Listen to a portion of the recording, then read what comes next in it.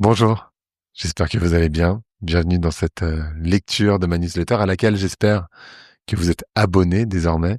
Si vous n'êtes pas abonné, vous pouvez le faire sur vlan.kessel, K-E-2-S-E-L.media. Et sinon, c'est pas grave. J'espère aussi que, en tout cas, n'hésitez pas toujours à mettre des étoiles, des notes sur Apple Podcast, mais aussi à poser des questions, à faire des remarques sur Spotify. Vraiment, ça m'aide. Et d'ailleurs, en parlant de remarques, si il y a des sujets que vous aimeriez que je traite dans cette newsletter, dans ces épisodes solo, n'hésitez pas à me dire. Moi, j'ai plein d'idées, évidemment, toujours, mais je suis toujours preneur. J'aime bien l'intelligence collective. Donc, si vous avez des idées, n'hésitez pas. Il y a quelques semaines, je me suis surpris à rêver d'acheter un tapis de marche. Et en fait, j'étais assis devant mon écran, debout, en fait, parce que j'ai un ordinateur, j'ai un bureau debout, pardon. Je comparais les modèles, je regardais les différentes options. Il y en a qui sont pliants, il y en a qui ne sont pas pliants, etc. Je comparais les prix. Mais si je suis vraiment sincère avec moi-même, j'ai vu ce tapis de marche chez une copine et je parle beaucoup aussi de mouvement avec mon ami Alex. Et en fait, quand on se demande ce qu'on désire vraiment, si je vous demande à vous ce que vous désirez vraiment, vous allez répondre une chose ou une autre. Mais si je vous demande avec beaucoup plus de profondeur, non mais sincèrement, qu'est-ce que tu désires vraiment? En fait, il y a plein de fois où on désire quelque chose parce que notre collègue, notre beau-frère, une personne sur Instagram le possède. Ça peut basiquement s'agir d'un objet, mais ça peut aussi être une envie de couple, de vacances, d'enfants ou simplement d'un chien. Le chien, ça me concerne aussi.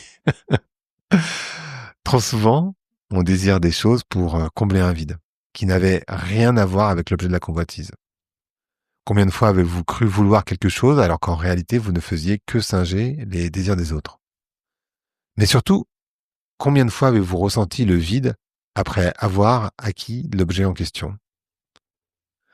Et si ces questions vous dérangent, c'est normal, parce qu'elles remettent en cause l'une des illusions les plus tenaces de notre époque individualiste, celle que nos désirs nous appartiennent, qu'ils jaillissent spontanément de notre être le plus authentique, qu'ils sont le reflet de notre personnalité unique et singulière. Mais entre nous, c'est un mensonge. La vérité, c'est que on est des marionnettes du désir, des pantins qui dansent au rythme d'une musique composée par d'autres. Que ce soit à travers la culture, nos croyances, nos valeurs, mais aussi évidemment la publicité, les réseaux sociaux, nos familles, nos collègues. En fait, cette société de consommation a fait du désir son carburant le plus efficace. Et après des décennies passées à courir après 1000 objets de convoitise, je commence enfin à prendre un léger, mais alors très léger, quoique ça a un peu bougé en écrivant cette newsletter pour être sincère, pas de recul sur ce mécanisme que j'observais sans pouvoir me maîtriser. Et en fait, c'est hyper vertigineux. Alors, avant d'affirmer que votre désir est X, Y ou Z, avant de vous lancer dans une énième quête effrénée du bonheur par un élément extérieur à vous, j'aimerais vous inviter à vous poser cette question dérangeante. Qu'est-ce que je désire vraiment? On pourrait croire qu'avec l'âge vient la sagesse, que passé 40 ans, on a suffisamment d'expérience pour distinguer nos vrais désirs de nos lubies passagères, qu'on a appris de nos erreurs, qu'on ne tombe plus dans les pièges grossiers du marketing, mais ça c'est vraiment être naïf. L'autre jour, en me baladant à la Fnac, je me suis retrouvé devant le rayon des montres connectées.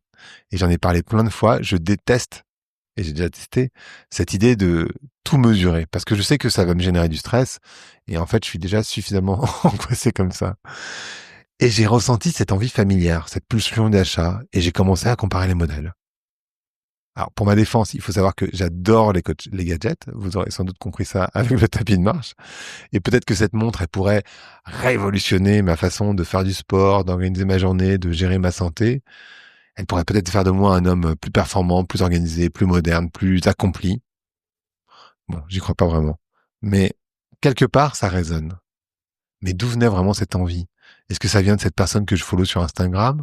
Est-ce que ça vient des amis de ma salle de sport qui en portent tous, mais alors systématiquement, hein, tous une, et qui ne cessent de vanter les mérites de leur dernière acquisition technologique? Ou alors est-ce que c'est cette peur sourde de vieillir, de perdre le contrôle sur ma santé? La vérité, c'est que nos désirs de quadra sont souvent plus pernicieux que ceux de nos 20 ans, parce qu'ils se parent des atouts de la rationalité. On ne veut pas cette voiture par pur plaisir, ben non, on la veut parce qu'on veut optimiser nos trajets. On veut pas cette maison par ostentation, mais pour investir dans notre patrimoine. On ne convoite plus cet objet par caprice, mais parce qu'il va améliorer la qualité de vie. En fait, nos désirs ont appris à mentir mieux que nous. Moi, j'ai grandi, avec l'idée de m'émanciper par le travail. Et par conséquent, il y a une période de ma vie durant laquelle je pensais que le succès par l'accumulation, c'est-à-dire l'accumulation de travail, d'argent, de notoriété, c'était mon Graal. Et j'ai passé des années à grimper les échelons, à décrocher des promotions, à augmenter mon salaire. Et puis, en créant mon blog, puis mon podcast, j'ai obtenu encore plus de reconnaissance. Et chaque victoire, elle était censée m'apporter cette satisfaction profonde que je cherchais, que j'avais l'impression de chercher de manière authentique. Le problème, c'est qu'elle ne venait jamais. Ou plutôt, elle venait et elle repartait aussitôt. Et plus je montais haut, plus ça redescendait bas. Et ça me laissait parfois dans un état de joie inférieur à l'état précédent. Donc à chaque nouveau poste obtenu, à chaque augmentation, à chaque reconnaissance, c'est la même déception qui m'attendait.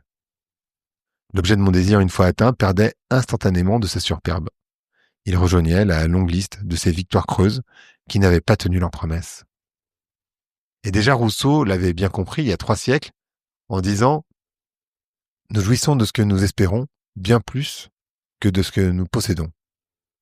Et le philosophe allait même plus loin en disant que l'illusion cesse où commence la jouissance.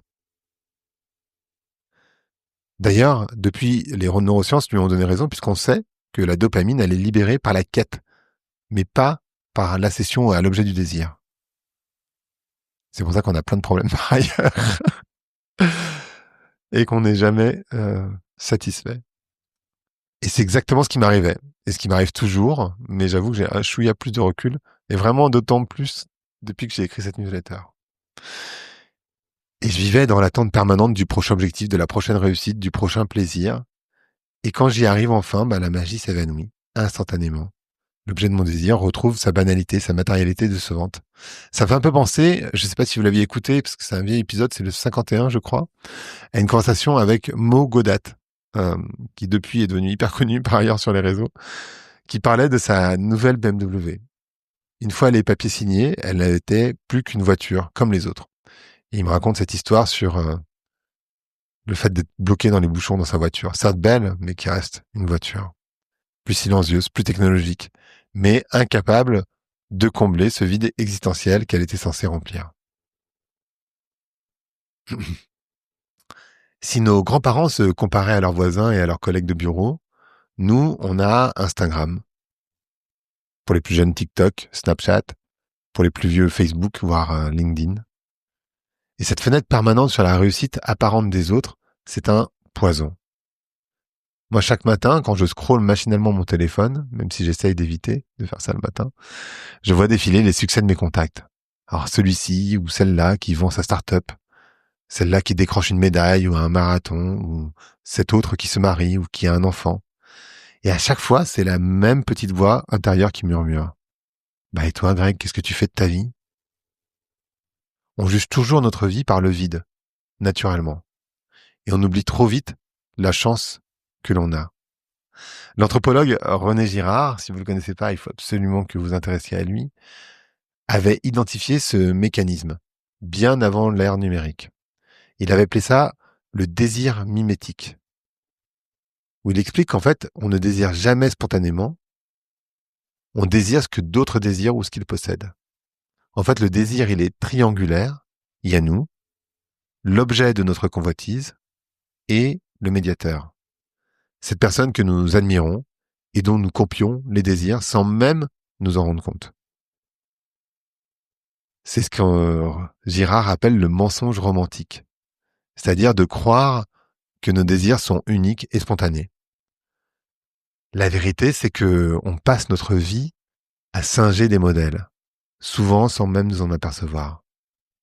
Par exemple, cette envie soudaine de faire du kite, en ce qui me concerne, C'est venu après avoir vu une amie à moi qui a été publiée ses photos de Darla au Maroc. Ce désir de déménager à la campagne après avoir visité la maison de ma meilleure amie. Et en fait, les exemples sont multiples, variés. Et combien de nos envies sont vraiment les nôtres en réalité? Michel Clouzard nous donne une clé essentielle pour comprendre notre époque. C'est un sociologue français qui a analysé comment notre société elle a muté après mai 68, en passant d'un capitalisme de la répression à un capitalisme de la jouissance. En fait, le temps où il fallait se priver, travailler dur et attendre est fini depuis mai 68. On a eu place à l'ère de la libération du désir, de la transgression, de la permissivité. Faites-vous plaisir. Franchement, vous le méritez bien, la vie elle est trop courte. Ces slogans, ils sont pas innocents. Et le génie pervers de ce nouveau capitalisme, c'est d'avoir compris que le désir, contrairement au besoin, il est illimité. Alors bien sûr, on a un nombre fini de besoins. Manger, dormir, nous abriter, nous reproduire, appartenir, nous développer. Bref, tout ce que nous raconte la pyramide de Maslow. Mais nos désirs, eux, ils sont infinis. Et c'est exactement ce dont a besoin une économie basée sur la croissance perpétuelle. Et moi, je suis une cible de choix pour cette machine. Peut-être que vous aussi. Parce que j'ai un pouvoir d'achat et quelques frustrations accumulées. On me vend la retraite qui va optimiser ma forme physique. Sous-entendu, tu vieillis, il faut réagir. On me propose une formation en IA. Sous-entendu, tu stagnes, les jeunes vont te dépasser. On montre l'expérience qui va enrichir ma vie. Sous-entendu, Greg, t'es peut-être en train de la gâcher. Et ça me renvoie à cette citation célèbre du film Fight Club. Je sais pas si vous l'avez vu, ça fait longtemps que moi je l'ai pas regardé. Nous achetons des choses dont nous n'avons pas besoin, avec de l'argent que nous n'avons pas, pour impressionner des personnes que nous n'aimons pas. Je vous la relis. Nous achetons des choses dont nous n'avons pas besoin, avec de l'argent que nous n'avons pas, pour impressionner des personnes que nous n'aimons pas.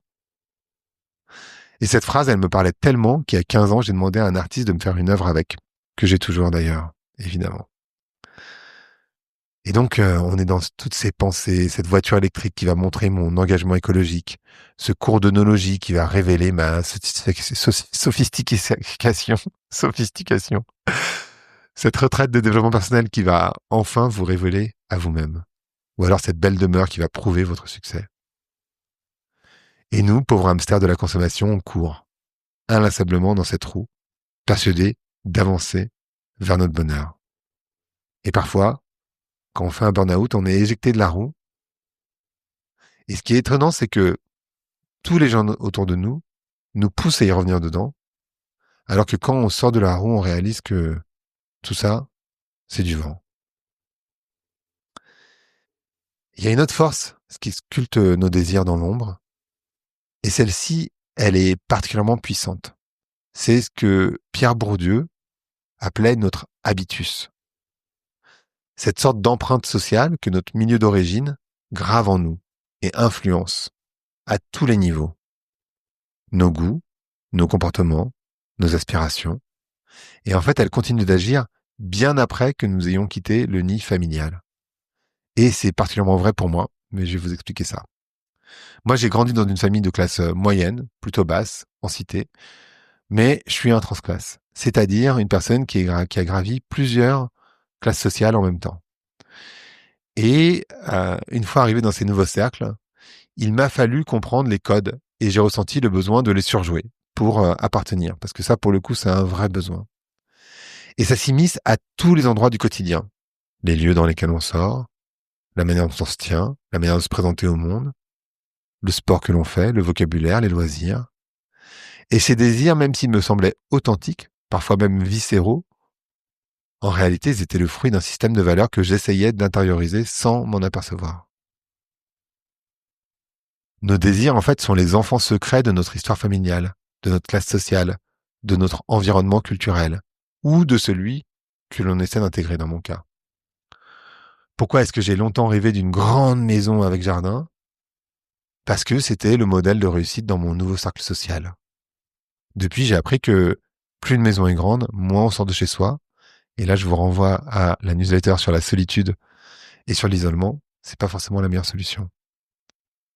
Pourquoi cette obsession pour les voyages culturels? Parce que dans mon milieu, c'était considéré comme l'apanage des gens cultivés. Pourquoi cette attirance pour certains restaurants, certains quartiers, certaines activités? Parce qu'ils correspondent au code de ma classe sociale d'adoption. Mais la question, là-dedans, et elle est vertigineuse, je vous le disais en introduction, qu'est-ce qui m'appartient exactement dans tout ça? L'habitus, ça explique pourquoi on a souvent des goûts similaires à ceux de notre entourage. Parfois, pourquoi certaines envies nous semblent naturelles alors qu'en fait elles sont socialement construites. Et en fait, le plus troublant, c'est que même nos désirs de transgression, nos envies de sortir des sentiers battus, sont eux aussi souvent codifiés par notre milieu. Bref, admettons qu'on parvient à identifier nos vrais désirs, ceux qui nous appartiennent vraiment. Même là, il y a un autre piège qui nous attend. Et celui-ci, il est peut-être plus redoutable. C'est l'insatiabilité de l'esprit humain. Je vous le disais tout à l'heure, le désir, il est infini. Et dans la lignée de Rousseau, Émile Durkheim, donc sociologue, a bien analysé ce phénomène. Parce que contrairement aux animaux, dont les besoins naturels sont limités par leur organisme, nous humains, dans une société hypercapitaliste ou libérale, sommes condamnés à désirer toujours plus. Notre réflexion, notre imagination nous pousse constamment au-delà du nécessaire, vers des fins indéfinies, qui reculent à mesure que nous nous en approchons. Et vous devez voir ça, peut-être si vous avez des amis qui ont gagné beaucoup d'argent, en fait, ils sont jamais satisfaits. Ils se comparent toujours au-dessus. Et peut-être que vous le faites également. Moi, j'ai vécu cette malédiction dans énormément de domaines de ma vie. Plus j'obtenais de reconnaissance sociale, plus j'en voulais. Plus mon niveau de vie s'améliorait, plus je m'en comparais avec d'autres qui avaient plus. Plus je décrochais des victoires, plus l'idée de l'échec me terrorisait. Et ça, c'est quelque chose que les gens ne savent pas nécessairement. Mais c'est vrai que, par exemple, quand vous sortez un livre qui devient un best-seller, si vous devez écrire un nouveau livre, vous avez une sorte de pression hallucinante à faire au moins aussi bien, mais évidemment, idéalement, beaucoup mieux. En fait, les satisfactions, loin d'apaiser mes besoins, ne font que les stimuler. Cette angoisse sourde du temps qui passe transforme chaque désir non satisfait en urgence. Cette envie de voyage reportée depuis des années, il faut absolument la concrétiser maintenant. Cette passion mise de côté pour la carrière, c'est le moment ou jamais. Cette expérience qu'on s'est toujours interdite, il faut oser avant qu'il ne soit trop tard. En fait, c'est le paradoxe tragique du désir humain. Plus nous avons, plus nous voulons. Et plus nous satisfaisons nos envies, plus elles se multiplient. Il faut aussi parler de ce phénomène qui explose depuis quelques années, qui est l'industrie du développement personnel. Que ce soit à travers du coaching, des formations, des séminaires, des livres, des podcasts. C'est un marché de plusieurs milliards d'euros qui nous promet de nous aider à révéler notre potentiel, à vivre nos rêves. Mais il y a plusieurs problèmes d'abord dans tout ça. Parce que d'abord, on remet sur les épaules individuelles des problèmes qui sont systémiques. Mais aussi, comme je le soulignais dans mon TEDx, j'espère que vous l'avez regardé, écouté, cette industrie ne nous aide pas à devenir nos vrais désirs, à découvrir nos vrais désirs. Elle nous en vend de nouveaux. Prenez n'importe quel coach en développement personnel, il va vous expliquer qu'il faut sortir de sa zone de confort, qu'il faut oser ses rêves, ne plus avoir peur de l'échec. Et ces injonctions, elles semblent libératrices. Mais en fait, elles créent en réalité de nouveaux désirs formatés. Soudain, on a des désirs, ou en tout cas, on devrait désirer le risque, l'aventure, l'entrepreneuriat. On devrait avoir envie de disrupter, d'innover, de nous réinventer, de trouver des life hacks. Et si nous sommes satisfaits de notre vie tranquille, c'est sans doute qu'on manque d'ambition. Si on n'a pas de passion clairement identifiée, c'est que nous ne connaissons pas assez. Et évidemment, j'ai été moi-même pris dans cette tendance, bien sûr. Je suis pas supérieur à qui que ce soit. J'ai beaucoup lu de livres, fait pas mal d'épisodes sur Vlan sur le sujet. Néanmoins, j'ai quand même la sensation de jamais avoir été trop loin dans cette tendance. En tout cas, j'ai jamais parlé à mes légumes dans les supermarchés. Il faut bien admettre que tous répètent la même chose. Vous n'exploitez pas votre potentiel. Et comme on a un désir de plus, on se dit que peut-être que je pourrais faire mieux. Et on a en plus toutes ces phrases, vous pourriez faire tellement mieux justement, il faut oser le changement. Mais dans le même temps, acceptez-vous comme vous êtes, faites de votre mieux. C'est que des injonctions contradictoires. Et justement, en parlant de ça, notre époque, elle est obsédée par l'authenticité. Soyez vous-même, assumez qui vous êtes, libérez votre vraie nature. Et ces mantras du développement personnel semblent évidents. Qui pourrait être contre l'authenticité? Ben moi, peut-être, un tout petit peu en tout cas. Parce que cette injonction à l'authenticité crée un paradoxe insoluble. Comment je peux être spontanément moi-même quand on me dit sans cesse comment être moi-même? Cette recherche frénétique de notre vraie nature, entre guillemets, devient elle-même un désir mimétique. Nous désirons désirer authentiquement. Nous voulons vouloir sincèrement. Nous cherchons à nous trouver parce que le monde cherche à se trouver. L'authenticité, c'est devenu un produit de consommation comme un autre. Et on voit particulièrement sur Instagram ce que je pourrais décrire comme une authenticité performative. Alors du coup, on nous vend des stages pour découvrir notre essence profonde, des tests de personnalité pour révéler nos talents cachés, des méthodes pour aligner notre vie sur nos valeurs, comme si notre identité était un trésor enfoui qu'il suffirait de déterrer avec les bons outils. Évidemment, la vérité, elle est plus complexe. On n'est pas des essences fixes à découvrir. On est des êtres en construction permanente, façonnés par nos expériences, nos rencontres, nos choix. Et nos désirs, ils évoluent, ils se transforment, ils se contredisent. Et c'est normal. En fait, cette quête d'authenticité absolue nous fait passer à côté de quelque chose d'essentiel. Nous sommes tous, par nature, des êtres sociaux. Nos désirs, ils se nourrissent de nos interactions, de nos influences, de nos appartenances. Vouloir désirer en pure autonomie, c'est un peu comme vouloir parler sans langage.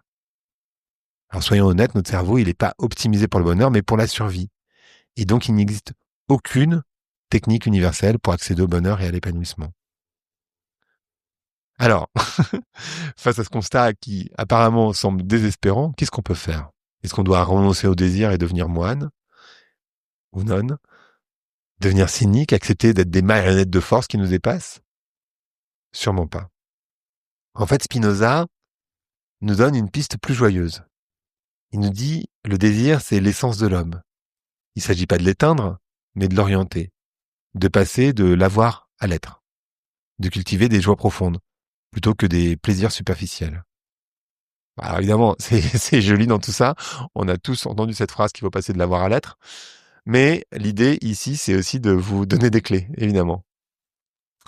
Depuis que j'ai pris conscience de ces mécanismes, moi j'ai appris à distinguer mes vrais élans de mes compensations névrotiques.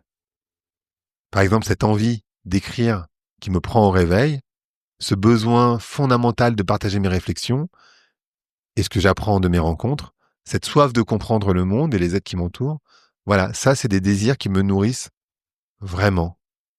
Et du coup, la question c'est plus qu'est-ce que je veux, mais qu'est-ce qui me fait grandir?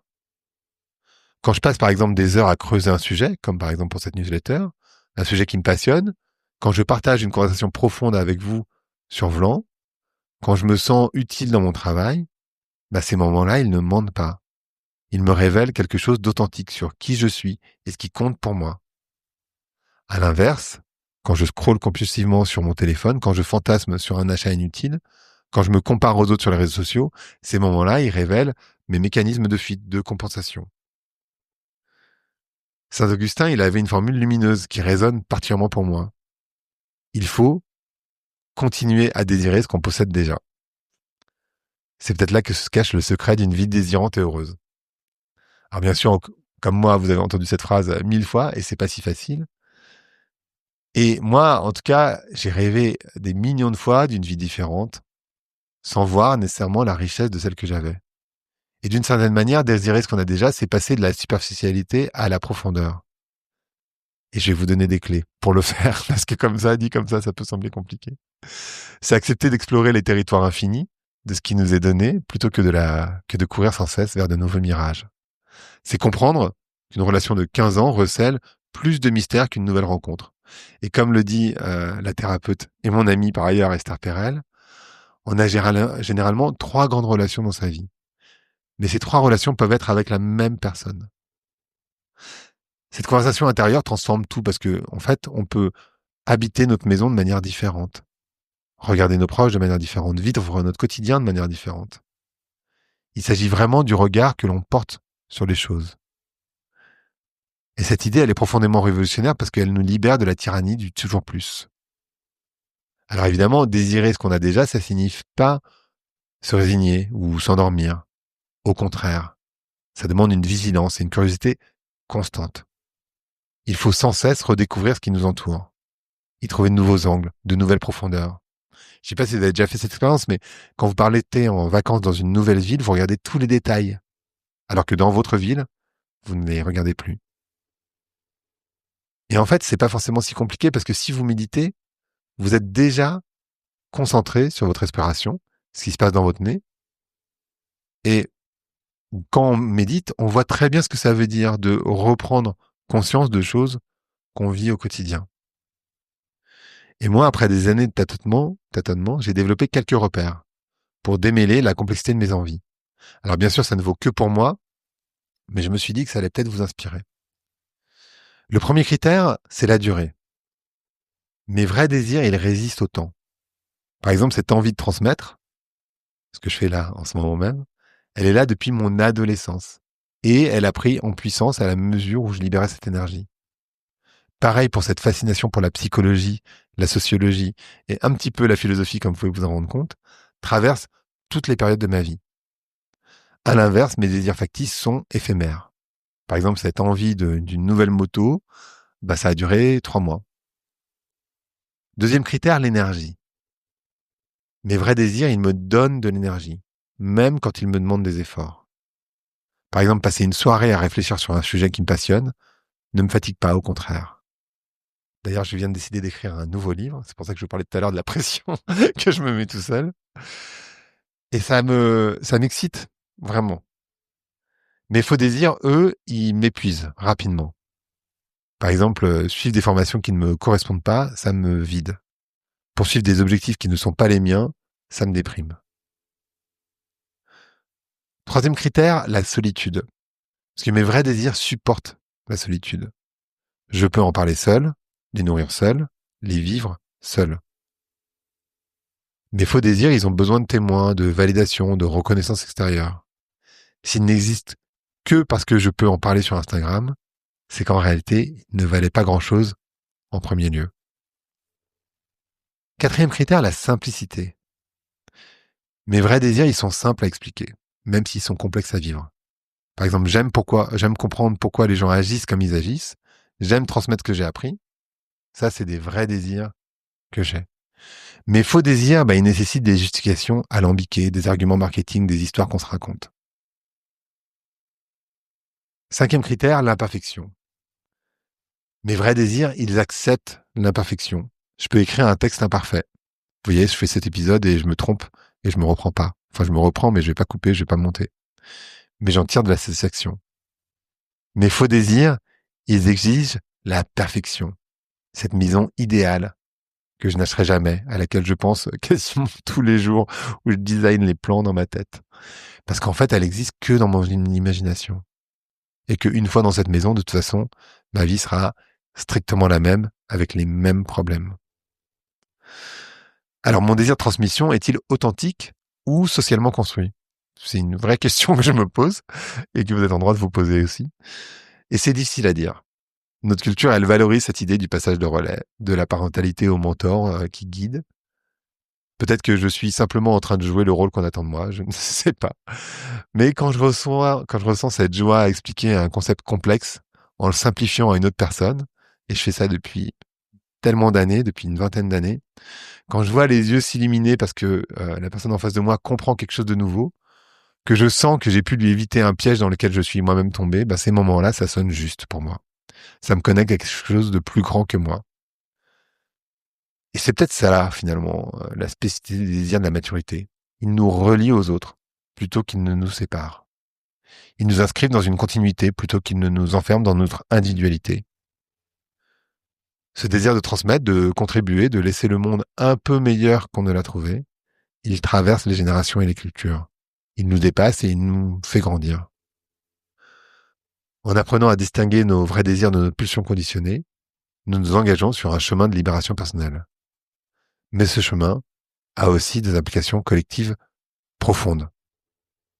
Parce qu'une société qui cultiverait des désirs authentiques serait-elle encore compatible avec notre modèle économique actuel? En fait, je crois pas. Notre système y repose sur la frustration permanente, sur l'insatisfaction chronique, sur le renouvellement constant de nos envies. Il a besoin de consommateurs jamais satisfaits, toujours en quête du prochain objet de leur convoitise. Qu'est-ce qui se passerait si on se mettait tous à désirer moins d'objets et plus de relations, moins de possessions et plus d'expérience, moins de statut et plus de sens? Alors moi, j'y suis pas du tout, je vous rassure. Enfin, je sais pas si je vous rassure, mais cette question me hante depuis que j'ai commencé à regarder mes propres désirs avec un œil critique. Parce que si je pousse la logique au bout, une véritable révolution des désirs remettrait en cause les fondements mêmes de notre société de consommation. Et face à cette machine à fabriquer des désirs, on a un pouvoir, celui de la résistance consciente.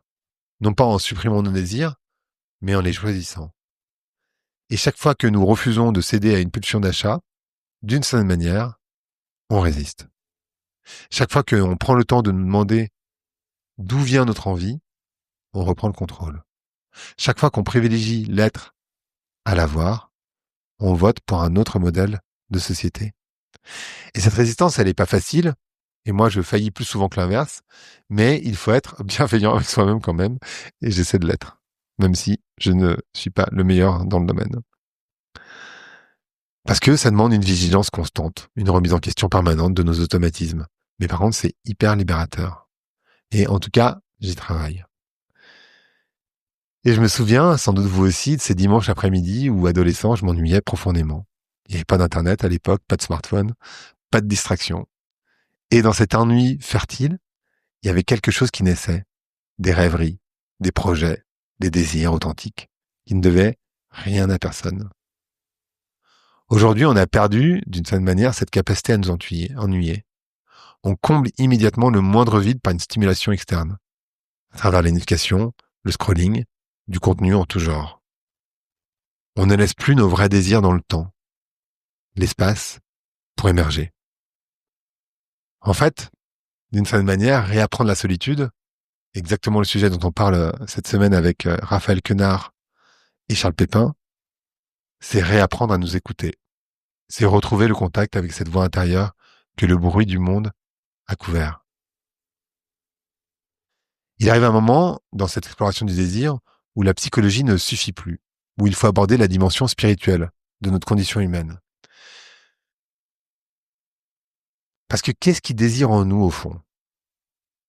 Cette question, elle est métaphysique et elle traverse toutes les traditions spirituelles. Pour les bouddhistes, par exemple, c'est l'ego illusoire qui désire et souffre. Pour les chrétiens, c'est l'âme qui aspire à retrouver sa source divine. Pour les philosophes matérialistes, c'est le cerveau qui traite des informations et génère des impulsions. Alors moi, je prétends pas avoir la réponse, j'en sais rien, mais j'observe que mes désirs les plus profonds me connectent à quelque chose qui me dépasse. Cette soif de beauté, cette quête de vérité, ce besoin de transcendance. Ils pointent vers un au-delà de la simple satisfaction personnelle.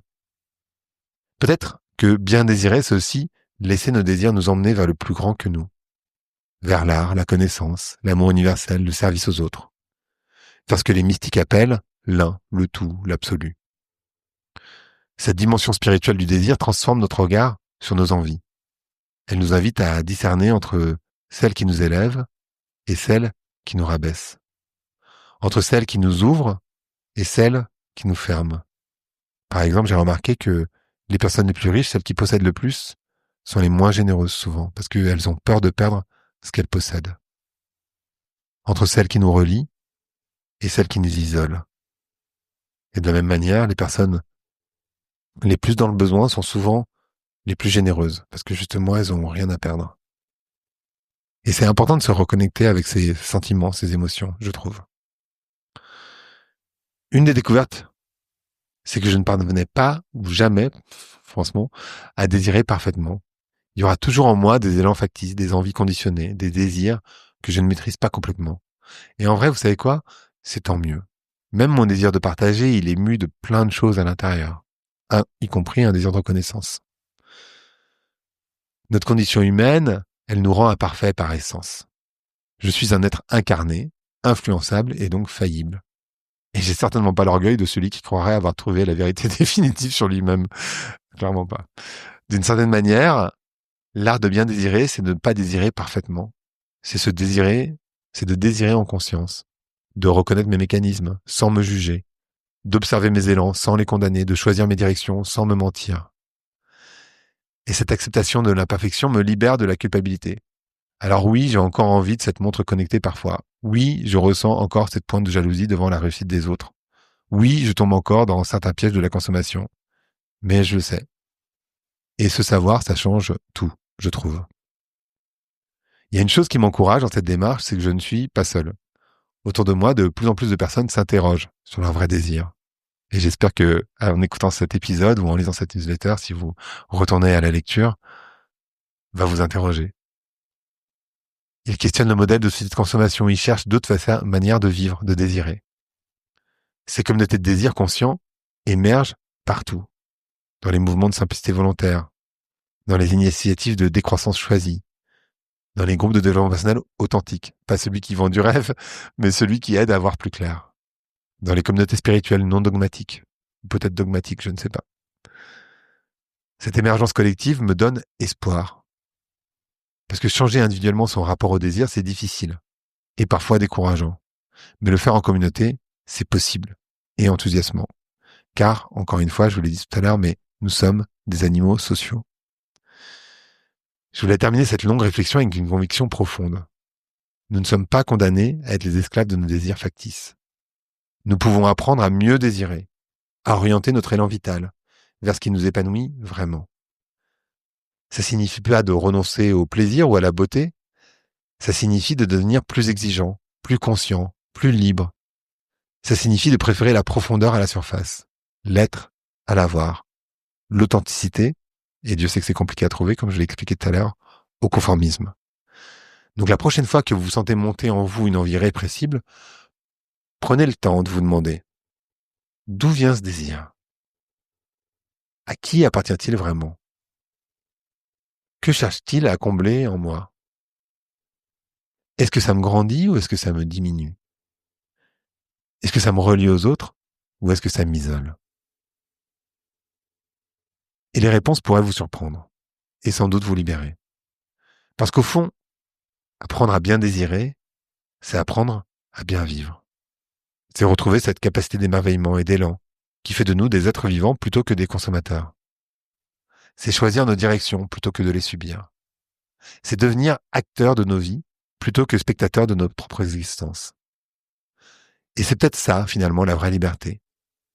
Pouvoir désirer en conscience, choisir nos élans, orienter notre énergie vitale vers ce qui compte vraiment pour nous. Je vous laisse avec ces réflexions. Je pense que je vous en ai pas mal à réfléchir. Sans doute que ça vaut le coup de réécouter cet épisode ou de lire la newsletter pour se poser et réfléchir vraiment à cette discussion, à ces pensées, pardon, et sans doute avoir des discussions avec vos amis, vos conjoints, vos collègues sur ces réflexions, parce que je crois que dans ce monde, on a vraiment besoin de se poser ces questions profondes. En tout cas, moi, c'est des questions que je me pose en permanence. Bref, je vous laisse là-dessus. Ça sera la dernière newsletter, je pense, avant la rentrée de septembre. J'espère que ça vous a plu. En tout cas, merci d'écouter, merci d'être toujours fidèle au poste. Vous avez vu que j'ai créé plusieurs formats. Ce format j'aborde solo, que j'aime beaucoup, où je parle tout seul, sans invité. Et puis, mardi, j'ai lancé un épisode avec 2 invités, que je crée une rencontre, et j'adore cette idée. Et donc, cette semaine, c'est Charles Pépin et Raphaël Quenard. Et je vais essayer tous les mois de vous proposer un épisode comme ça où je crée une rencontre entre une personnalité et un intellectuel. Parce que je trouve que ça permet de découvrir les intellectuels et les personnalités de manière complètement différente. Et c'est assez jouissif, en fait, pour moi et j'espère pour vous. Et puis, à la rentrée, je vais aussi lancer un nouveau projet, sur Vlan, toujours. Un nouveau type d'épisode. Parce que l'idée pour moi, c'est aussi de renouveler, de repenser, de réfléchir et de voir comment transmettre, comment je peux recréer du lien, comment je peux aider dans ce monde si complexe à vous aider à être un peu plus serein, un peu plus joyeux, parce que la joie, elle est évidemment essentielle. Je vous laisse là-dessus et je vous souhaite une excellente journée. À très bientôt. Merci d'avoir écouté Vlan.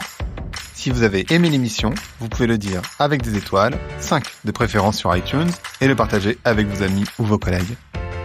Je suis Grégory Pouy, vous pouvez me retrouver sur Twitter et LinkedIn sous le pseudo Greg from Paris. N'hésitez pas à me remonter vos remarques, vos questions, mais aussi les invités que vous aimeriez entendre.